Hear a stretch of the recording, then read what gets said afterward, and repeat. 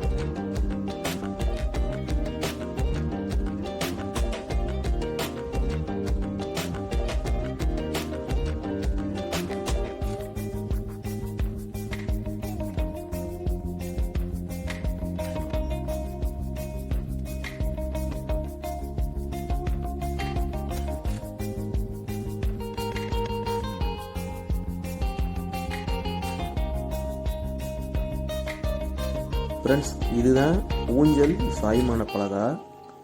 இது சும்மா கீத்திரி மட்டும் போட்டு மேலாப்பில் எடுத்து விட்ருக்கேன் பாருங்கள் ஃப்ரெண்ட்ஸ்.